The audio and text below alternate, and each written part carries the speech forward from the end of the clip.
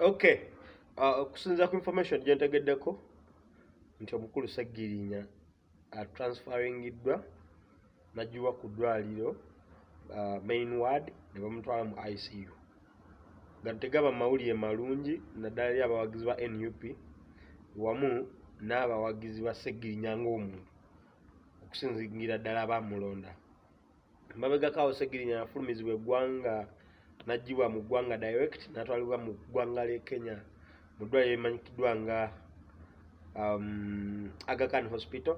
Ntegeddeko nti nno okusinziira ku reports ezimukoleddwako ne diagnosis ez'enjawulo alina ebimusumbuwa. We are here to clarify and confirm, but kyetukakasa kiri nti saawa eno wenjogerera aggiddwa mu ddwaliro main ward n'atwalibwa mu ICU. ICU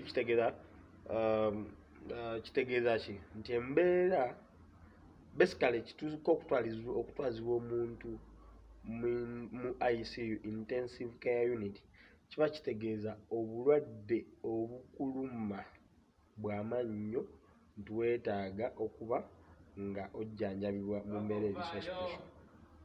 So y'omukulu Sseggirinya Muhammad, ddoboozi ly'ekyebando eyeetaaga okuba nga afuna obujjanjabi obw'ensusso.